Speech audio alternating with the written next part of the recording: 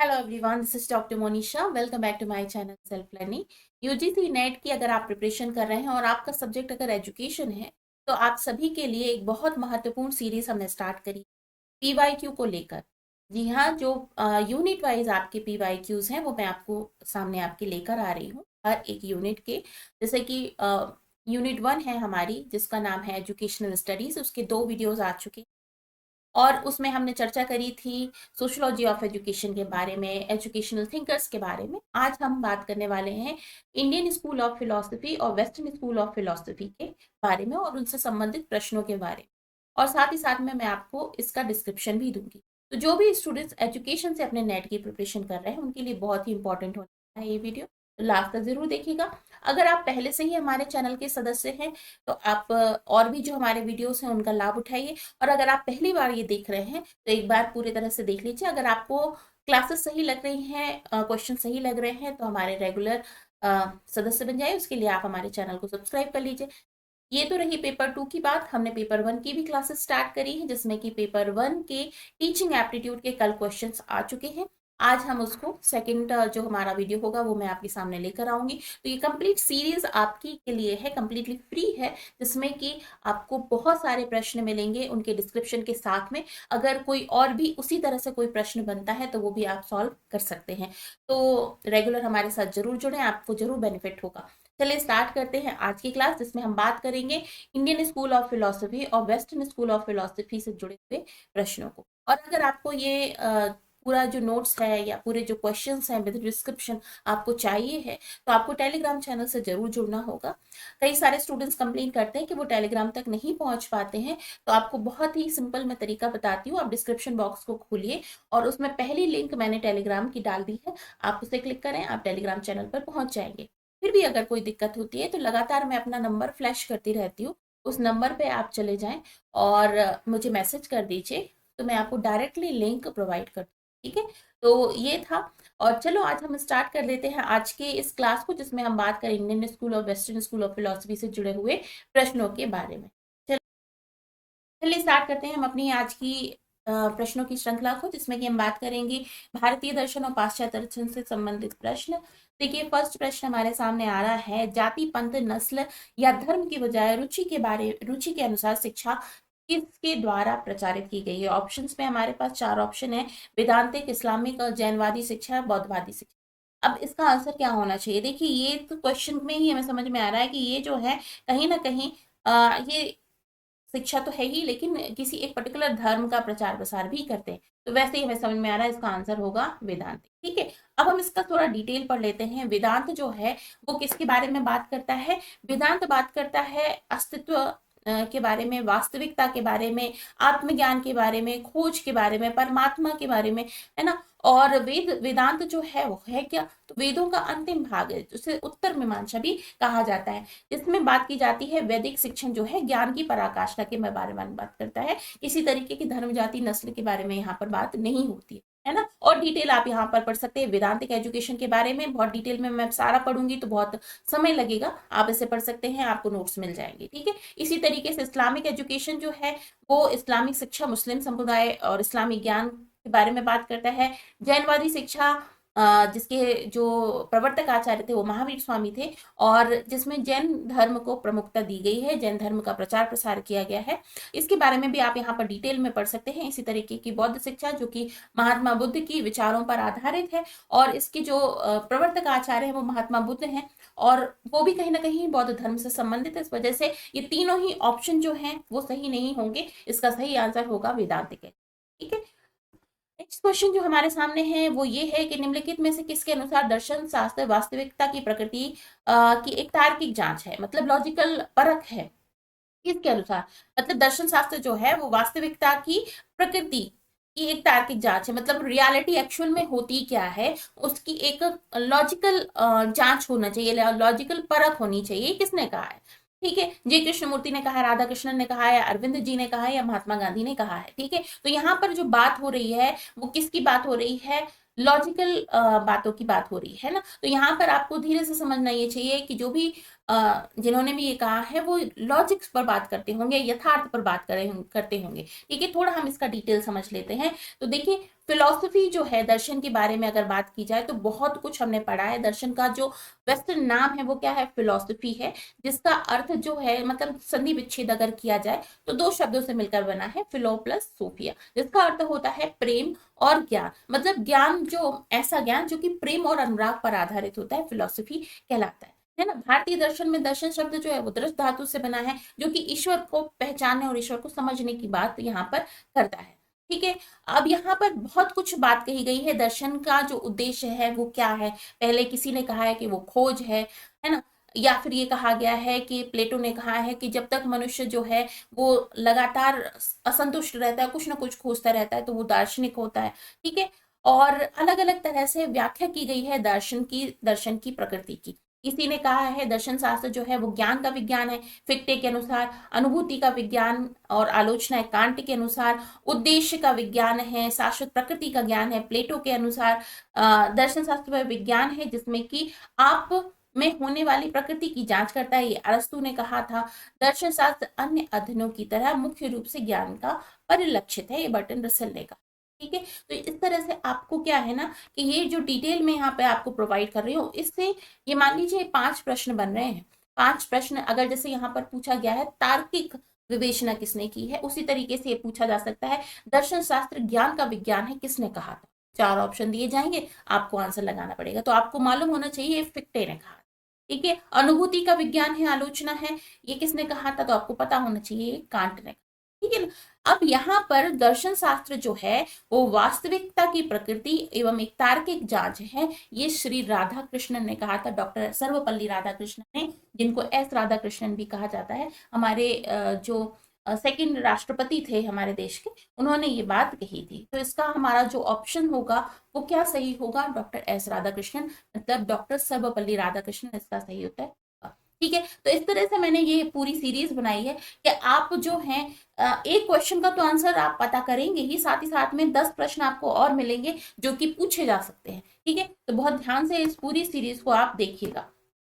अगली बात हम पढ़ लेते हैं। नेक्स्ट क्वेश्चन जो है, यहाँ पे देखिए दो ऑप्शन, दो सूची दी जा रही है। पहले में तो आपको ये दर्शन की शाखाएं दी गई हैं, और दर्शन की ये शाखाएं वेस्टर्न स्कूल ऑफ फिलोसफी में आती हैं। आदर्शवाद यानी आइडियलिज्म, यथार्थवाद मतलब रियलिज्म, प्रकृतिवाद मतलब नेचुरलिज्म, और व्यवहारवाद है ना, जो बिहेवियरिज्म के बारे में बात करता है। तो यहाँ पर आपको ऑप्शंस मैच करने, यहाँ पर आपको मैं एक तरीका बताती हूँ कैसे आप ऑप्शन मैच कर सकते हैं। वो बहुत ही श्योर लग रहा हो, जो तत्व मीमांसा का अर्थ तो क्या होता है? मेटाफिजिक्स, जिसमें आप बहुत ही श्योर हो। तो देखिए फर्स्ट ऑप्शन यहाँ पर दिया हुआ है आदर्शवाद, आइडियलिज्म। आइडियलिज्म के बारे में हम जानते हैं कि किसकी बात करता है? आत्मा की, परमात्मा की बात करता है, आत्म अनुभूति की बात करता है, मतलब कहीं ना कहीं सोल को प्रमुखता दी गई है। तो यहाँ पर हमारा आदर्शवाद का जो मेटाफिजिक्स होगा वो सीधे सीधे बात करेगा किस पे? स्पिरिचुअलिटी पे बात करेगा। तो फर्स्ट का जो ऑप्शन होगा वो क्या होगा? थर्ड। तो हमें अपने आंसर्स में जो दिए हुए हैं वो देखना है। तो एक तो हो गया भैया फर्स्ट ऑप्शन, और ये लगता है यहाँ पे चौथा जो ऑप्शन है वो मिसिंग है। कोई बात नहीं है, इसी में आंसर हमें मिल जाएगा। तो फर्स्ट और थर्ड जो है वो हो सकते हैं हमारे, है ना, 50-50 में हम आ गए। अब हम बात कर लेते हैं सेकंड जो दिया हुआ है यथार्थवाद। अब यथार्थवाद देखिए फर्स्ट में है सेकंड, और दूसरे में है फर्स्ट। अब यहाँ पर हम देख लेते हैं कौन सा ज्यादा सही समझ में आ रहा है। तो ब्रह्मांड अनेक तत्वों से मिलकर बना है, जिनके एक दूसरे के साथ अनेक संबंध और अनेक गुण हैं। ठीक है। अगर ये ऑप्शन हमारा सही होता है तो इसके अनुसार यथार्थवाद का सेकंड सही होना चाहिए, और अगर ये सही होता है तो फर्स्ट होना चाहिए। संसार प्रक्रिया और परिवर्तन की विशेषता है। ठीक है। चलिए थोड़ा और आगे बढ़ते हैं, प्रकृतिवाद के बारे में पढ़ लेते हैं। प्रकृतिवाद के लिए ये क्या कह रहे हैं? ऑप्शन नंबर फोर्थ, और ये कह रहे हैं ऑप्शन नंबर सेकेंड। तो प्रकृतिवाद में मेनली बात किसकी की जाती है? नेचर की बात करी जाती है, प्रकृति की बात की जाती है। तो प्रकृतिवाद पदार्थ या संरचना के बजाय प्रक्रम के संदर्भ में प्रकृति। अब देखिए ये बहुत कुछ प्रकृतिवाद को बता रहा है। ठीक है। तो मैं दो ऑप्शन क्लियर हो गए। तो हमारा दो ऑप्शन क्लियर होने के नाते हमें ये समझ में आ गया कि ये वाला ज्यादा नजदीक हो रहा है आंसर के। एक और बनता है हमारा व्यवहारवाद का। व्यवहारवाद के बारे में क्या कहा जा रहा है? व्यवहार मतलब बिहेवियर है ना, संसार प्रक्रिया और परिवर्तन की विशेषता है। तो ये बिल्कुल ही सही है कि व्यवहार जो है वो कंटिन्यूसली चेंज होता रहता है। तो यहाँ पर हमारा ये ऑप्शन तार्किक रूप से सही बनता है। इसका हम डिस्क्रिप्शन देख लेते हैं। तो देखिए यही हमारा ऑप्शन सही है और इसमें आपको डिटेल में पढ़ लेना है। तत्व मीमांसा का अर्थ होता है मेटाफिजिक्स। हर एक फिलॉसफी का एक मेटाफिजिक्स होता है, उसको आपको समझना है। तो दर्शन शास्त्र की एक शाखा है। आदर्शवाद क्या कहता है मेटाफिजिक्स के रूप में, उसे आप पढ़ लीजिए। फिर यथार्थवाद क्या कहता है उसे पढ़ लीजिए। प्रकृतिवाद क्या कहता है उसे पढ़ लीजिए। व्यवहारवाद क्या कहता है उसको पढ़ लीजिए, ताकि आपको इनसे जुड़े हुए प्रश्न भी समझ में आ जाए। आगे बढ़ते हैं नेक्स्ट क्वेश्चन में। और हमारा नेक्स्ट क्वेश्चन में भी दो आपको सूचियां दी गई हैं, फर्स्ट और ये है सेकेंड। पहले में दर्शन दिए गए हैं जैन दर्शन, चारवाक दर्शन, न्याय दर्शन, प्रभाकर दर्शन। ठीक है, अब देखिए जैन दर्शन, चारवाक दर्शन ये सब के सब नास्तिक दर्शन के ही हैं। न्याय दर्शन जो है वास्तविक दर्शन है। ठीक है, नास्तिक और आस्तिक के में मैंने आपको समझाया था कि जो वेदों की प्रामाणिकता को मानता है वो है आस्तिक दर्शन, और जो वो वेदों को नहीं मानते, वेदों की प्रामाणिकता को नहीं मानते हैं, वो न्याय दर्शन। ठीक है, तो जैन दर्शन और चारवाक दर्शन दोनों नास्तिक दर्शन है, क्योंकि ये वेदों को नहीं मानते। न्याय दर्शन जो है वो आस्तिक दर्शन है, और प्रभाकर कोई दर्शन नहीं है। ठीक है ना। तो चलिए यहाँ पर हम पहुंच जाते हैं ऑप्शंस में कि क्या हो रहा है, क्या इसका आंसर सही होगा। ठीक है, तो जैन दर्शन किसकी बात करता है? जैन दर्शन बात करता है ज्ञान के कई सारे स्रोत हैं, प्रत्यक्ष धारणा, अनुमान, साक्ष्य सम्मिलित है। चारवाक दर्शन जो है वो सुखवादी दर्शन है। न्याय दर्शन जो है वो धारणा अनुमान की बात करता है। और प्रभाकर दर्शन जो है वो ज्ञान की सबसे विश्वसनीय स्रोत के बारे में बात करता है। तो इस तरह से आप इसको कंप्लीट डिटेल पढ़ लीजिए, और इसका ऑप्शन नंबर जो 3 है वो सही। आगे बढ़ते हैं हम नेक्स्ट क्वेश्चन में। यहाँ पर दो सेंटेंसेस दिए हुए हैं, पहला कथन है और दूसरा कथन है। हमें दोनों में ये बताना है कि दोनों में दोनों सही हैं या फिर दोनों में से कोई एक है या दोनों ही गलत है। ठीक है, चलिए पढ़ लेते हैं। पहले कथन क्या लिखा हुआ है? सत्य होने के लिए शिक्षा एक मशीन निर्मित कपड़ा नहीं होना चाहिए, बल्कि मनुष्य के मस्तिष्क और आत्मा की शक्तियों का एक सही निर्माण या जीवित विकास होना चाहिए। एक कथन लिखा हुआ है, ये एक स्टेटमेंट है। नेक्स्ट हम पढ़ लेते हैं। 1910 में श्री अरविंदो ने अपनी राजनीतिक गतिविधियों को छोड़ दिया और अस्तित्व में आया आत्मा और परमात्मा के दो छोरों के बीच सामंजस्य स्थापित करने वाले एक अधिक संपूर्ण अनुभव की खोज में पौंडीचेरी चले गए। ठीक है, अब आपको ये बताना है कि दोनों कथन सत्य हैं या दोनों कथन असत्य हैं। इसका हम थोड़ा डिटेल पढ़ लेते हैं कि अरविंद घोष जो हैं, श्री जिनको स्वामी अरविंद भी कहा जाता है, अरविंद घोष जो हैं वो क्या है? पहले हमें ये समझना होगा ना कि सेकंड ऑप्शन सही है या नहीं है। पहला ऑप्शन तो हमें सही लग रहा है। पहला ऑप्शन क्या कह रहा है कि शिक्षा जो है वो एक मशीन निर्मित कपड़ा नहीं है कि भाई मशीन में डाला और कपड़ा बन के आ गया। ये एक मनुष्य की शक्तियों के निर्माण के बारे में बात करता है। तो ये ऑप्शन तो कंप्लीटली, ये जो कथन है वो सही है। लेकिन अरविंद घोष के बारे में बात कही जा रही है, वो हमें जानना चाहिए। तो अरविंद घोष जो है वो क्या है? 1910 में वे सक्रिय राजनीति से हट गए। आंतरिक जीवन में उन्होंने स्वयं की को पूरी तरह से समर्पित करके पौंडीचेरी चले गए। ये तो भाई सही लिखी हुई है बात। तो इनके बारे में आपको यहाँ पर डिटेल में पढ़ लेना है। और ये जो ऑप्शन नंबर फर्स्ट है वो ये हमारा सही है कि दोनों कथन सत्य है। ठीक है, आगे बढ़ते हैं हम। नेक्स्ट में भी हमको दो मिल रहे हैं। फर्स्ट, भारतीय विचारक और उनकी पुस्तकें। ये तो बहुत बहुत सिंपल है, बहुत सारे स्टूडेंट इसका सही आंसर कर पाएंगे। जैसे कि आपको पता है गीतांजलि के लिए रविन्द्रनाथ टैगोर को नोबेल पुरस्कार मिला था, तो ये ऑप्शन बिल्कुल सही होगा। महात्मा गांधी के बारे में बात की जाए तो the story of my experiment with truth, ये गांधी जी की है। अम्बेडकर जी ने कास्ट पर बात करी है, तो ये उनकी पहली बुक हो जाएगी। और श्री अरविंदो की जो है वो है लाइफ ऑफ डिवाइन। और महात्मा गांधी की हो जाएगी क्या? ये my experiment, the story of my experiment with truth. ठीक है, अब मिला लीजिए आपको कौन सा ऑप्शन सही सही लग रहा है। तो फर्स्ट का आ जाता है सेकेंड, महात्मा गांधी का आ जाएगा थर्ड, और डॉक्टर अंबेडकर का आ जाएगा फर्स्ट। डॉक्टर अंबेडकर का आ जाएगा फर्स्ट, और श्री अरविंदो का लाइफ ऑफ डिवाइन। तो option number third is the right answer. Next, ये आपको जहाँ सारा डिटेल मैंने यहाँ पर दिया हुआ, इसको आप अच्छे से पढ़ लीजिए। नेक्स्ट क्वेश्चन में आपको दो ऑप्शंस मिल रहे हैं, दो कथन मिल रहे हैं, कथन नंबर एक, कथन नंबर दो। पहले में क्या लिखा हुआ है, डीवी ने स्कूल को समुदायों के समान और शिक्षा को सामाजिक प्रक्रिया के समान बताया। ठीक है। और चॉम्स्की भी कहा जाता है, चॉस्की भी कहा जाता है, ने कहा था कि शिक्षा का अंतिम उद्देश्य ऐसे व्यक्ति तैयार करना है जो गुणवत्ता की दृष्टि से एक दूसरे से भिन्न हो। उपरोक्त में से दोनों में से क्या सही है? तो भाई दोनों को समझना जरूरी है कि डीवी ने क्या कहा था और चॉम्स्की ने क्या कहा। ठीक है। तो यहाँ पे देखिए, डीवी जो है, जॉन डीवी जो है, वो एक प्रयोजनवादी दार्शनिक माने जाते हैं। इन्होंने बहुत काम किया है जो शिक्षा है उसके संबंध में, शिक्षा का जो कहना चाहिए प्रैक्टिकल एजुकेशन के बारे में बहुत उन्होंने बात कही है। तो पहली बात उन्होंने क्या कही है कि उन्होंने अधिगम और कक्षा में लोकतंत्र की सहभागिता को सबसे महत्वपूर्ण माना। शिक्षा के पहले मॉडल के विपरीत में अधिनायक रट कर सीखने के पर निर्भर था।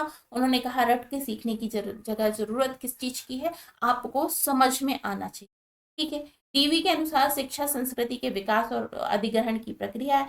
ऐसा प्रतीत होता है कि सामाजिक वातावरण में अपने परिपक्व सदस्यों को शिक्षित करता है। इस प्रकार से सामाजिक वातावरण के बारे में डीवी ने बात कही थी। तो इसलिए हमारा जो पहला ऑप्शन है, पहला जो कथन है, वह सत्य है। अब हम सेकंड ऑप्शन के बारे में पढ़ लेते हैं। चॉम्स्की जो है वो उन्होंने क्या कहा था। ठीक है। चॉम्स्की जो है, इन्होंने कहा था, शिक्षा के बारे में अपने दृष्टिकोण में बताया कि ज्ञानोदय के अर्थ में परिभाषित किया गया जीवन का सर्वोच्च लक्ष्य और जांच करना ही शिक्षा है। इन्होंने ये बताया उस दृष्टिकोण से शिक्षा का उद्देश्य केवल लोगों के को स्वयं सीखने की सहायता देना है। ठीक है। यहाँ पर उस मॉडल के तहत बात करी थी, यानी कि कुल मिला के उन्होंने भी शिक्षा के उत्थान के बारे में ही बात की है। तो ऑप्शन जो सेकंड है वो भी क्या कर रहा है, गुणवत्ता की बात कर रहा है। चॉम्स्की ने गुणवत्ता की बात की थी, ये भी सत्य ही है। इस कारण से दोनों ही ऑप्शन सत्य। ठीक है। तो इसको बहुत अच्छे से आप एक बार पढ़ लेना ताकि इससे जुड़े हुए क्वेश्चन आपको समझ में आ जाए। नेक्स्ट क्वेश्चन पे पहुंच जाते हैं। क्वेश्चन नंबर 8, आदर्शवाद जो है वो शिक्षा के, आदर्शवाद की शिक्षा के उद्देश्य क्या है ना। आदर्शवाद को क्या कहा जाता है, आइडियलिज्म कहा जाता है। आइडियलिज्म जो है वो मस्तिष्क को विकसित करने और सही विचारों की खोज करने के लिए, चरित्र के विकास और श्रद्धेय बनाने के लिए, आत्म को समझना, छात्रों के शिक्षकों के विचार को लागू करना, विचारों को संरक्षित और प्रदर्शित करना। तो सबसे ज्यादा इंपॉर्टेंट है, चरित्र विकास के बारे में बात करता है आदर्शवाद। तो आपका ऑप्शन यही सही हो। ठीक है। नेक्स्ट क्वेश्चन पर हम आ जाते हैं। यथार्थवादी दार्शनिक, यथार्थवादी ज्ञान मीमांसा मतलब आपका जो रियलिज्म से संबंधित मेटाफिजिक्स है। देखो, रियलिज्म को अगर आपको समझना है तो मेरा आप पूरा एक मैंने यहाँ पर आई बटन में आपको दे रखा है कंप्लीट एक लिंक, जिसमें कि पूरा फर्स्ट यूनिट आपको मैंने बहुत अच्छे से समझाया है। तो आइडियलिज्म को, रियलिज्म को, नेचुरलिज्म को, प्रैग्मेटिज्म को बहुत अच्छे से आप वहां पर समझ सकते हैं। ठीक है। तो यथार्थवादी ज्ञान मीमांसा है, इसको क्या कहा जाता है, तो एक प्राथमिक ज्ञान, एक पक्ष ज्ञान, प्राधिकरण आधारित ज्ञान, प्रेरणादायक ज्ञान। तो यथार्थवादी जो बात करते हैं वो किसके बारे में बात करते हैं,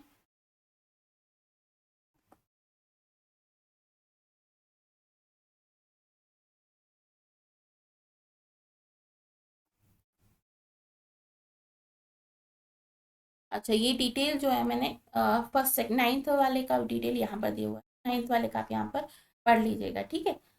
नेक्स्ट जो है हमारा यथार्थ वाली बात कही गई है।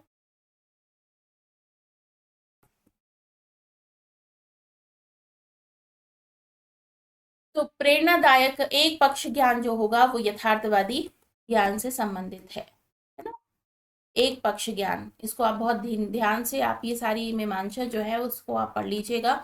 10th नंबर का क्वेश्चन जो है वो क्या कह रहा है, दर्शन शास्त्र का कौन सा स्कूल कथन को समर्थित, निम्नलिखित कथन को समर्पित करता है या करेगा, क्योंकि पीड़ा और सुख दोनों ही मनुष्य की संपत्ति हैं तो वे अच्छे, उसके अच्छे शिक्षक हैं। ठीक है। देखिए, ये बात किसकी करता है, ना ही तो प्रकृतिवाद करता है, ना ही आपका आदर्शवाद करता है, ना व्यवहारवाद करता है, ये अस्तित्ववाद करता है। मतलब एक्सिस्टेंस, जब हम बात करते हैं अपने एग्जिस्टेंट एग्जिस्ट होने की बात करते हैं, मतलब अपने अस्तित्व की बात करते हैं, तो आपको जब कोई पीड़ा मिलती है वो भी आपको कुछ ना कुछ सिखा के जाती है। ऐसे ही आपको कोई सुख मिलता है वो भी आपको कुछ सिखा के जाता है। तो यहाँ पर दोनों ही हमारे एक अच्छे शिक्षक होते हैं। इसके बारे में अस्तित्ववाद बात करें, ठीक है, और इसका डिटेल आपको यहाँ पर। ये हुए आज के हमारे 10 क्वेश्चन जिनका डिटेल डिस्क्रिप्शन मैंने आपको दिया है। तो अगर आप वाकई में प्रिपरेशन कर रहे हैं तो आपके लिए बहुत ही बेनिफिट ये क्वेश्चन। और अगर इससे संबंधित कोई भी आपके सुझाव हैं तो आप मुझसे शेयर कर सकते हैं, कमेंट सेक्शन में बता सकते हैं। और अगर आपको ये वीडियो अच्छा लगा है तो मुझे बताइएगा। और अगर आप कुछ चाहते हैं और भी कुछ जानना चाहते हैं इसके बारे में तो वो भी मुझे बताइएगा, मैं इसे इम्प्रूव करने की कोशिश। और ये नोट्स आपको जरूर ज्वाइन करने का लिंक आपको नहीं है तो मैंने पहले बताया, आप मुझे कर देना और उस नंबर पे मैं आपको डायरेक्ट लिंक शेयर कर दूंगी। हमारा एक ग्रुप बना हुआ है जिस पे मैं आने वाली जो भी क्लासेस होती हैं उसकी लिंक शेयर करती रहती हूँ। उस ग्रुप में मैं इस वीडियो को यहीं फिनिश करते हैं, मिलते हैं बहुत जल्द नेक्स्ट वीडियो में जिसमें हम पेपर 1 के क्वेश्चंस के बारे में बात करेंगे। जरूर जुड़िएगा हमारे साथ में। इस वीडियो को यहीं फिनिश करती हूँ।